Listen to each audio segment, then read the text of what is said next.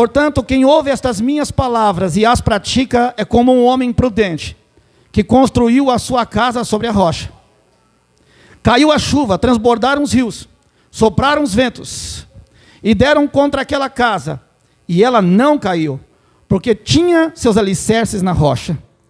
Mas quem ouve essas minhas palavras e não as pratica, é como um insensato, que construiu a sua casa sobre a areia. Caiu a chuva, transbordaram os rios, sopraram os ventos, e deram contra aquela casa, e ela caiu. E foi grande a sua queda. Quando Jesus acabou de dizer essas coisas, as multidões estavam maravilhadas com o seu ensino, porque ele as ensinava como quem tem autoridade, não como os mestres da lei. Amém? Podeis sentar, dando glória a Deus. Dando glória a Deus. Aleluia. Nós vamos falar um pouco nesta noite sobre praticar a palavra. E especificamente, nesta noite, nós vamos falar sobre praticar as palavras de Jesus. Se vocês entenderam o que nós acabamos de ler, Jesus está falando do quê? Jesus está concluindo o sermão da montanha. Jesus está terminando o sermão da montanha. Ele está acabando o sermão da montanha no capítulo 7. Aqueles são os últimos versículos do sermão da montanha. Este sermão começa no capítulo 5, desde o versículo 1, estendendo o capítulo 5 inteiro, indo em todo o capítulo 6 todo o capítulo 7, e aqui no final do capítulo ele está encerrando o sermão, o seu ensinamento. Então, obviamente, quando ele fala, aquele que pratica estas minhas palavras, vocês querem saber do que ele está falando? Que palavras são essas? Vocês querem saber? Exatamente do capítulo 5, do capítulo 6 e do capítulo 7 que ele está falando. É aquele que ouve essas minhas palavras, o que ele tinha acabado de pregar, o que ele tinha acabado de ministrar, o que ele tinha acabado de ensinar, é do que ele estava falando. Então ele está falando do quê? Do capítulo 5, do capítulo 6, do capítulo 7. Aquele que ouve estas minhas palavras, aquilo que ele tinha acabado de ministrar, aquele que ouve essas minhas palavras e as pratica, é semelhante ao homem prudente, ao homem sábio, ao homem sensato, que construiu a sua casa sobre a rocha. A rocha é Jesus, a casa é espiritual. Quem tem Jesus como base e alicerce da sua casa espiritual, pode vir a chuva, os rios podem transbordarem, o vento pode bater na casa e a casa não cai. Ou seja, pode vir problema espiritual, pode vir problema na alma, pode vir problema no corpo, mas a casa não vai cair.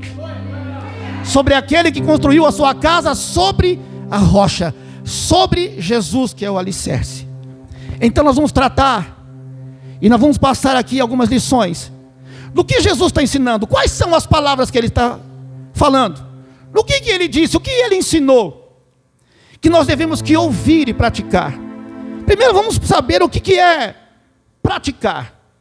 Praticar é fazer algo que produza algum resultado. Praticar é fazer algo, alguma coisa que produza algum resultado, algum efeito. Praticar significa realizar algo de maneira regular ou diária. Isso é praticar. Se você faz café todo dia, você não faz isso regularmente, diariamente, então você tem a prática de fazer o café. Isso é praticar. Praticar também é exercitar alguma coisa. Quando você exercita em algo, você fica prático naquilo que você está exercitando, seja no trabalho, seja na vida, um exercício físico, enfim. E para terminar, que é mais o nosso caso, onde se aplica mais para a nossa vida nesta noite, praticar é aplicar algo à nossa vida. Escute bem, praticar a palavra é você ouvir a palavra e trazer a palavra e aplicá-la na sua vida. Isto é praticar a palavra. Nós não podemos e não devemos somente ouvir a palavra. Se você somente ouvir, você está cumprindo 50% do que Deus disse. Se você ouvir, você não vai atender tudo que Deus falou, porque você precisa ouvir e praticar. Aí está a grande diferença. A primeira coisa que nós temos aprendido com Jesus está ali, em Mateus capítulo 5, versículo 3, que diz: bem-aventurados os pobres em espírito. Não é porque pobreza de espírito é a pessoa que é rancorosa, é a pessoa que tem raiva, é a pessoa que tem ódio, é a pessoa que tem desprezo. Não é esse, não. Pobres em espírito, porque deles é o reino do céu. Pobres em espírito significa ser humilde. Pobres em espírito significa humildade. Ser humilde é o oposto de ser orgulhoso, é o contrário de ser arrogante. O humilde, ele pensa ou fala menos em si, e ele fala mais dos outros. Humildade não é pobreza. Humildade não é morar na casa pobre. Humildade não é vestir roupa velha. Humildade é falar menos sobre si, mais dos outros. Humildade é considerar o outro. Entenda bem isso, que eu já ensinei isso várias vezes, mas como Paulo escreveu aos Filipenses, eu não me canso de repetir as mesmas coisas para o vosso ensino. Considere o outro superior a você, e você não vai ter problema de relacionamento com outra pessoa. Porque o problema do ser humano, ele é se achar melhor que os outros. Tem ser humano que se acha mais santo que o outro, melhor do que o outro, maior do que o outro, mais importante que o outro. Isso não é humildade, isso é ser orgulhoso. Essa é a primeira lição, o primeiro ensinamento de Jesus. E eu vou repetir, e eu vou perguntar: quem disse essas palavras? Quem falou essas palavras? Agora o que eu faço com isso? Eu só ouço.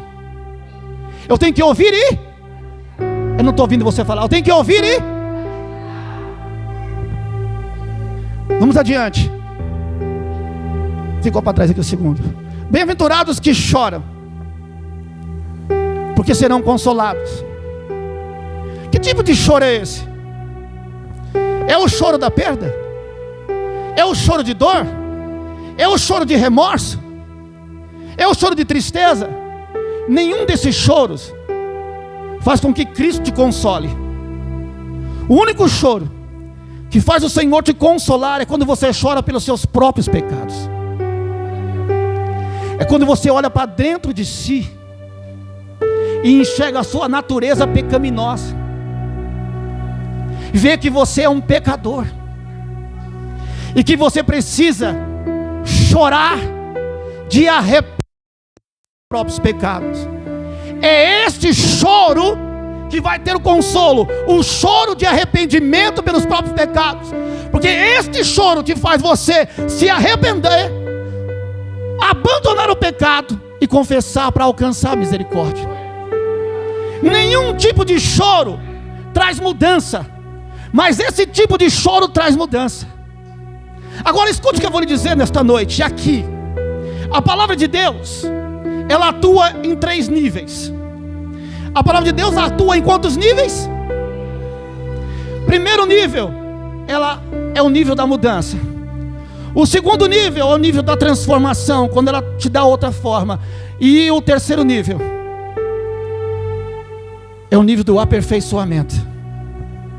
A palavra de Deus, ela te faz nascer, ela te faz crescer e ela te faz amadurecer.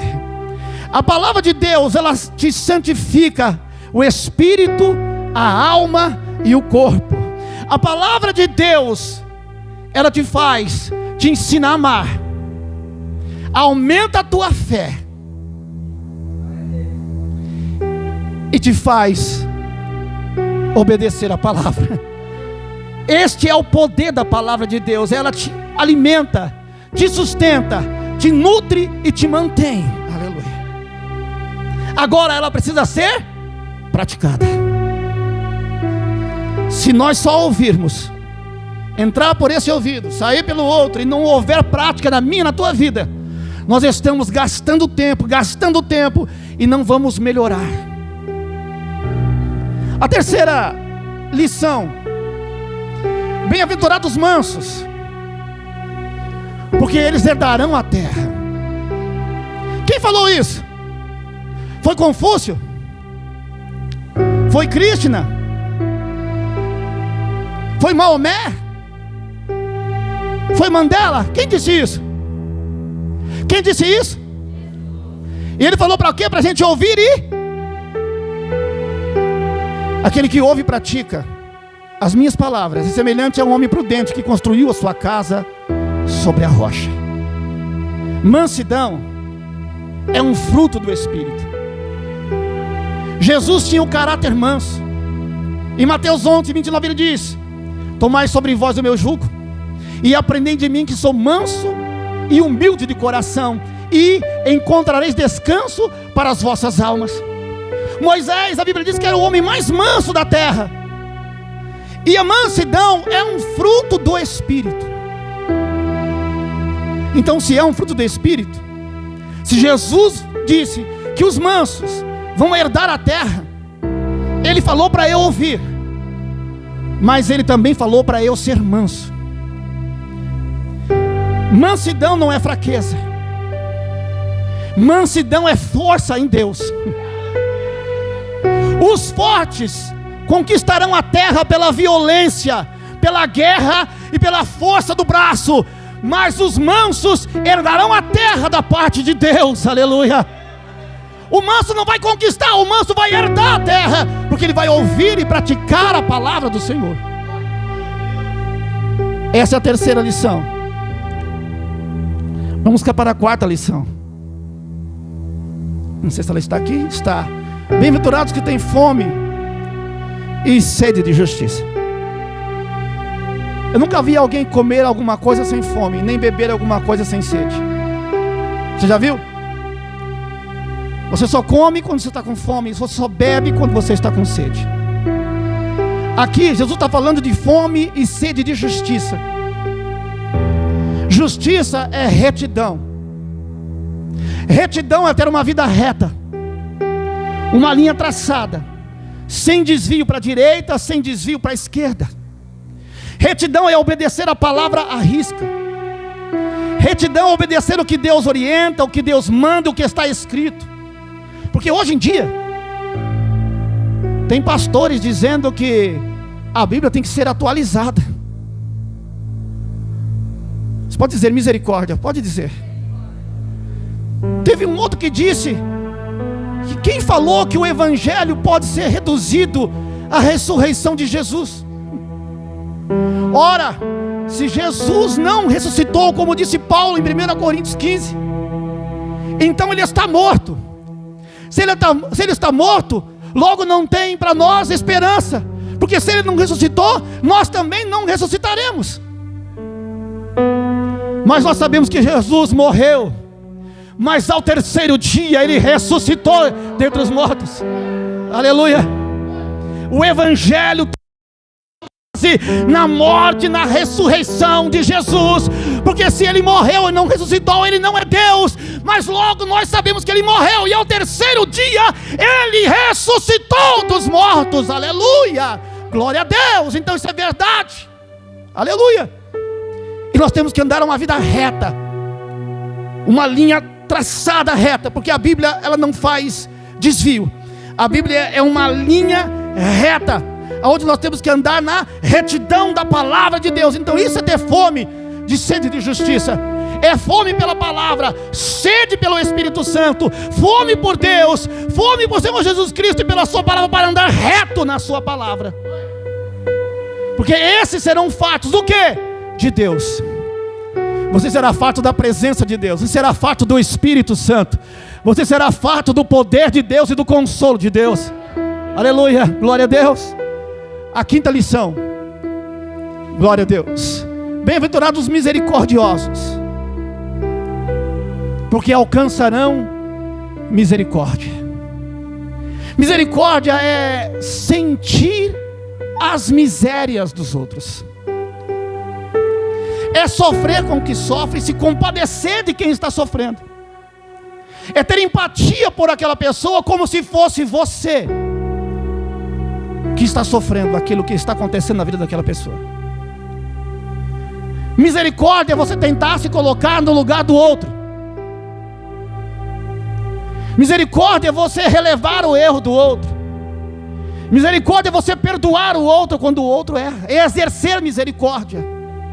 E aqui, Jesus ensinou isso, sim ou não? O que eu faço com isso? Eu só ouço? Eu ouço e faço o quê? Exerça misericórdia. E aqui nasce a lei da semeadura. É a primeira vez que a lei da semeadura aparece no Novo Testamento, é aqui.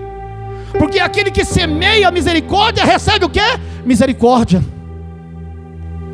Tiago diz que a misericórdia ela triunfa sobre o juízo, sobre o julgamento. A misericórdia é melhor do que julgar os outros. Ela vence o julgamento.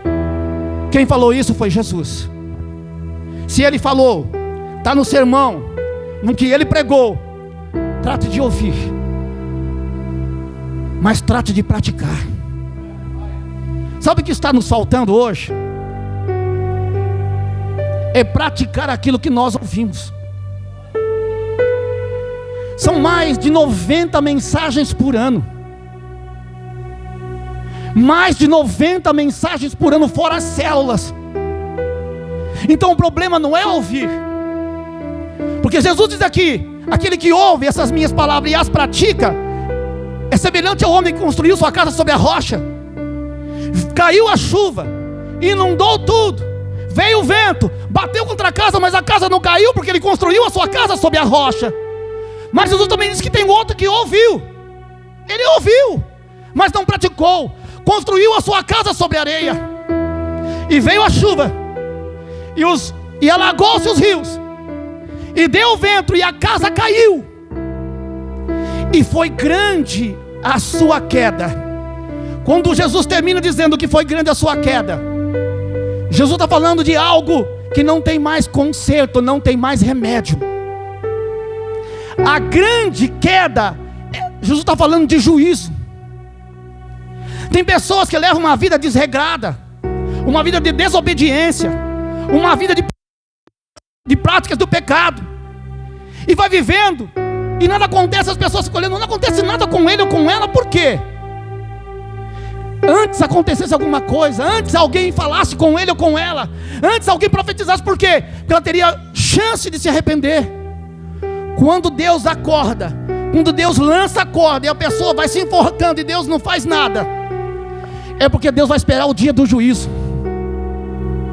E aí a queda da casa é grande, porque não tem mais conserto, não tem mais jeito de reedificar a casa cai e é grande a sua queda. Então preste bem atenção, dia do juízo. Por isso Jesus está recomendando: ouça e pratique os meus ensinamentos. Então trate de ouvir, mas também trate de praticar. Porque tem pessoas que são bons para ouvir, mas tem dificuldade para praticar. Porque tem pessoas que estão ouvindo a palavra agora, está dizendo: isso não é para mim. Ora, isso não é para você. O que você está fazendo aqui nesta noite? Porque essa palavra falou comigo desde o primeiro dia que Deus me deu essa palavra. Então essa palavra ela é para mim, porque eu tenho muito que me corrigir, tem muitas coisas que Deus tem que consertar na minha vida. Porque se Paulo falou em Romanos capítulo 7, ó miserável homem que sou, o bem que quero fazer não faço, e o mal que não quero fazer isso eu faço. Se Paulo disse isso, será que nós somos melhores que Paulo? Pare para pensar.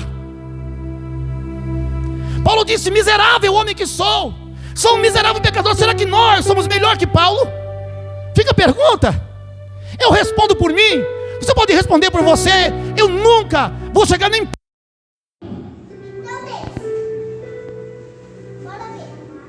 Eu preciso ouvir e praticar. A sexta lição, Mateus 5:8, diz assim: bem-aventurados os puros de coração, pois verão a Deus. Quem falou isso? Me ajuda a pegar. Quem falou isso? Jesus. O que eu faço com isso? Eu ouço e... bem-aventurados puros de coração, pois verão a Deus. Pureza de coração não é não ter pecado dentro de si. Pureza de coração é ser simples, é ser sincero diante de Deus. É quando chegar diante de Deus e falar assim: Deus, eu sou pecador. Reconheço os meus pecados e as minhas falhas. Eu sou um miserável pecador.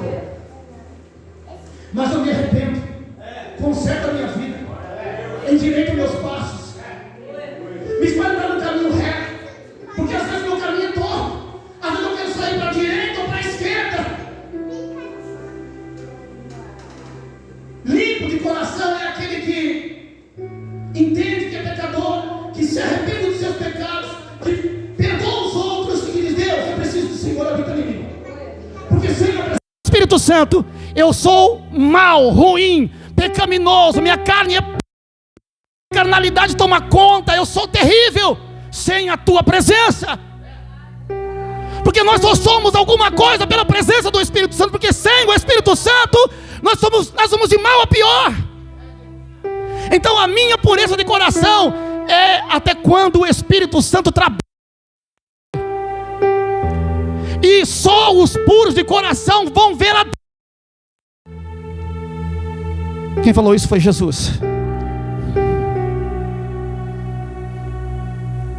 A sétima lição, sétimo ensinamento de Jesus: bem-aventurados os pacificadores. Que maravilha! Pois serão chamados filhos de Deus. É Jesus que fala isso. Bem-aventurados os pacificadores. Não sou eu que estou falando, estou repetindo, reprisando, mas é Jesus que falou isso. Está no Sermão da Montanha. Bem-aventurados os pacificadores, porque serão chamados filhos de Deus. Tem os filhos da paz, e a Bíblia diz que tem os chamados filhos de Belial. Sabe o que é Belial? Filhos da guerra, filhos da contenda, filhos da destruição, filhos da briga. Será que tem crente assim, não?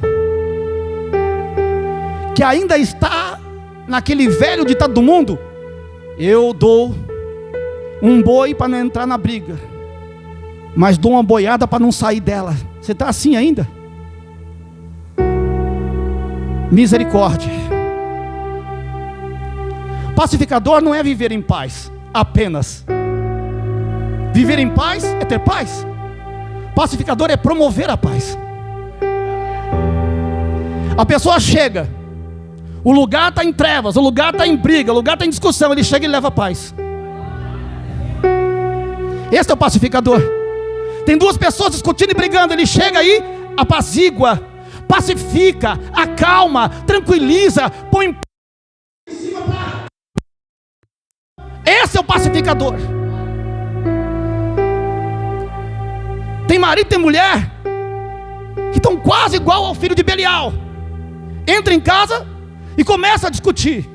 Marido, mulher, pai, mãe, filho. Seja pacificador. O ambiente está pesado, está ruim, tem... O pacificador já chega orando e chega expulsando os espíritos imundos e começa a falar palavras de paz para aquelas pessoas. Seja um pacificador.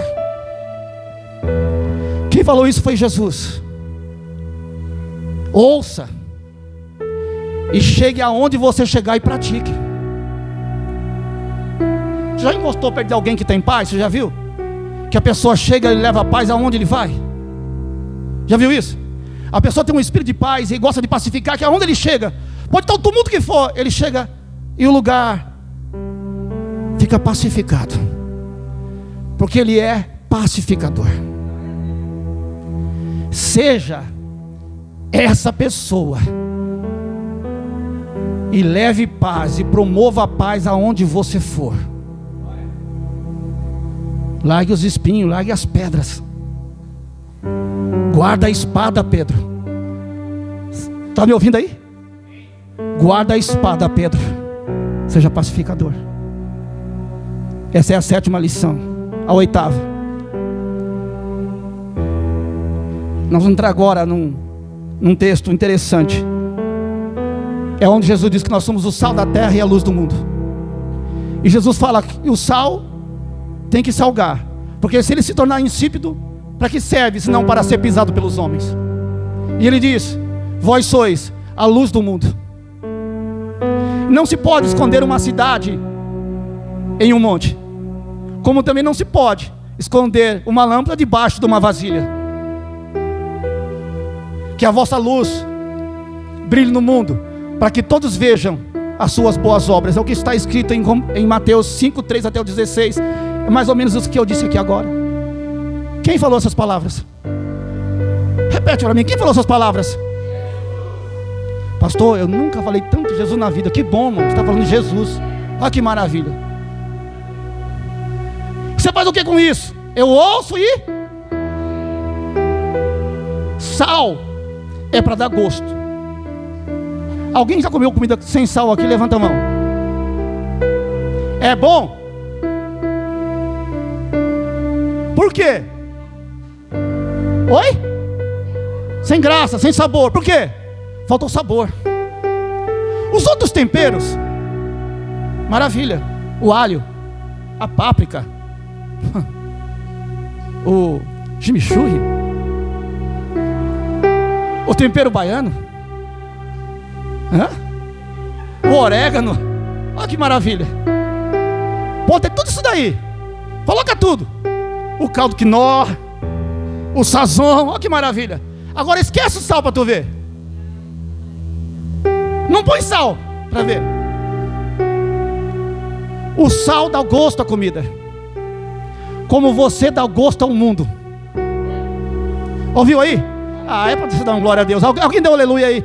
Você leva o sabor para o mundo, aleluia. Porque o mundo está morto no maligno. O mundo jaz no maligno. Ou seja, o mundo tem um cheiro de morte, e você tem o cheiro da vida, aleluia. Você tem o cheiro do Espírito Santo. Quando você chega, aonde você chega, há um fedor horrível, mas a hora que você chega, você leva o sal, você leva o sabor. A presença leva gosto naquele lugar. É para dar glória a Deus pulando e batendo palma. Aleluia. Glória a Deus. Ele diz: vós sois a luz do mundo e não no mundo. Pastor, Jesus falou o quê? Jesus disse que nós somos a luz do mundo. E aqui na igreja? Não, aqui você não é. Porque ele falou que a luz tem que ser colocada no lugar mais alto, para que ilumine todo lugar. E aqui, a luz que brilha no lugar mais alto aqui é a grande e resplandecente estrela da manhã, que é Jesus. Quem brilha aqui é Ele. Agora lá fora, tu tem que brilhar. Sabe por quê? Imagine o mundo em trevas. Imaginou? Meu filho, Gabriel, apaga a luz ali tudo. Deixa no breu. Ainda ficou aqui, né? Mas deixa assim. Pode deixar, não desliga não. Estamos no escuro ou na luz? Agora, acende a luz aí. Você faz isso quando está no mundo. O mundo jaz em trevas, jaz no maligno. E quando você chega, você leva a luz aonde você vai. E a Bíblia diz que nós temos que brilhar lá fora. Para quê, pastor? É para ver as boas obras. Amém? É para quê? Então não é para ver as más, é? Então não vá dar mau testemunho. Está ouvindo aí? Não dê mau testemunho. Não tenha má conduta. Não tenha um mau comportamento. Porque você tem que ser luz para brilhar lá fora. Você entra no comércio, todo mundo te respeita, porque você entra e paga e não deve ninguém. Você vê a vaga do deficiente, você não para, porque é a vaga do deficiente. Recebe troco a mais, você devolve o troco, porque não é seu, não te pertence. Acha carteira na rua com dinheiro, devolve para o dono. Acha celular, devolve para o dono. Tem crente que acha celular. Fiquei sabendo, não é daqui não, tá? Graças a Deus. Tem um crente por aí que achou um celular e tomou posse. Tirou o chip. Você é crente, irmão? Misericórdia. Que luz que ele está brilhando, irmão. Praticamente ele apagou todas as luzes, está igual às trevas. O que não é seu, não te pertence, não pega, não põe a mão. Você é luz. Amém? Brilhe no meio das trevas, porque Ele te chamou para brilhar. Aleluia. Faça a diferença. Nós, quando chegamos lá fora, nós somos o sabor. Nós, quando chegamos lá fora, nós somos a luz. Sabe por quê? Nós somos diferentes do mundo. Aleluia. Nós fazemos a diferença lá fora. Nós representamos Cristo lá fora. Nós refletimos a imagem de Cristo lá fora. Aleluia. Glória a Deus. É isso que você faz. Essa é a 8ª lição. Fique em paz, que são só 21. Então nós vamos tranquilo. Domingo nós vamos terminar, irmão. Em nome de Jesus. A 9ª lição. O nono ensinamento. Ali 7, eu nem esqueci de colocar a 8ª. Pulei, né? A 9ª. Ixi, misericórdia, Pai. O ensino sobre a ira. Vamos abrir Mateus. Eu não estou com pressa, eu perdi a pressa. Eu nasci de 9 meses. Se você nasceu de 7, que bom para você. Eu nasci de 9. Eu aprendi a esperar. Glória a Deus. Mateus 5. Se minha Bíblia ajudasse aqui, né?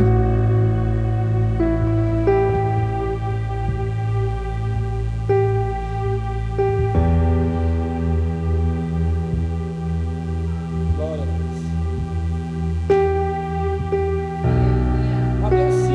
Mateus 5. Versículo 21.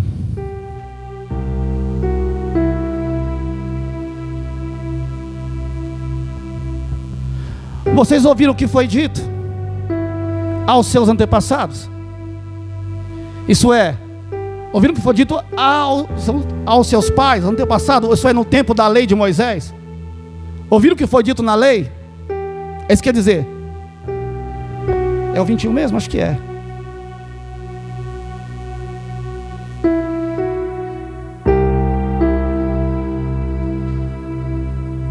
É o 21. Não matarás. Quem matar está sujeito a julgamento. Eu lhe digo, qualquer que se irar contra seu irmão estará sujeito a julgamento. Também qualquer que disser a seu irmão tolo será levado ao tribunal. E qualquer que disser louco corre o risco de ir para o fogo do inferno. Portanto, se você estiver apresentando sua oferta diante do altar e ali se lembrar de que seu irmão tem algo contra você, deixe a sua oferta ali diante do altar. Não é para colocar no altar, não. É para deixar adiante, esperar. Vai até ele. Não é isso? Reconcilia-te com ele e depois volte e apresente a sua oferta. Eu não vou nem ler o resto. Mas na lei, se você matasse, você sofreria julgamento. Na lei de Moisés tinha que matar, cometer um homicídio. Agora na graça, basta xingar o irmão, basta agredir o irmão, basta ofender o irmão, e você pode estar indo para um outro lugar. Se não houver perdão, se não houver misericórdia, se não houver arrependimento, nem a sua oferta é aceita. Vocês estão me ouvindo? Se Deus não aceita a sua oferta, Ele aceitou seu culto? Não aceitou. Ele não aceitou seu culto, não aceitou a sua oferta. As suas orações estão impedidas enquanto você não vai até Ele se reconciliar com Ele. Está ouvindo aí, irmãos? Cabe ira na vida do crente? O crente deve permanecer irado, deve ter uma vida de ira.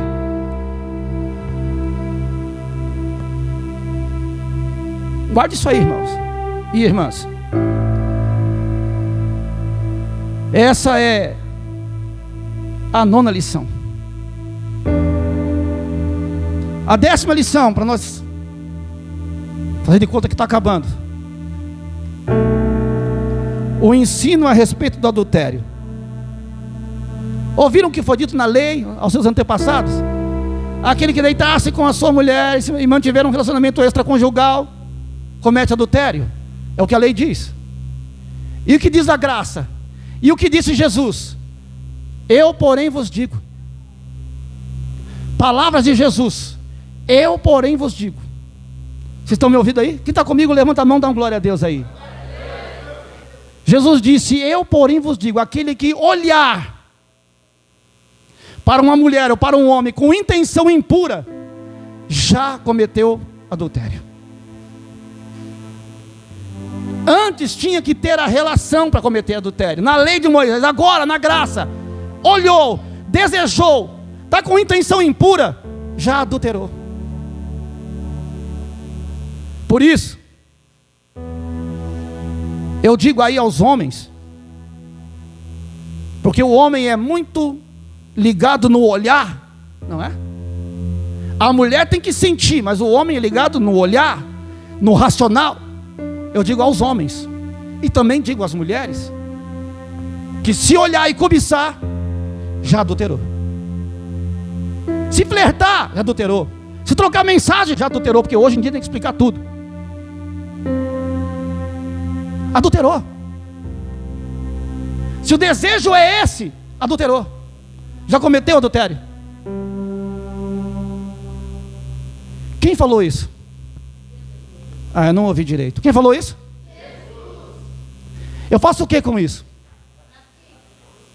Eu ouço e... Você ouviu? Amém? Está ouvindo?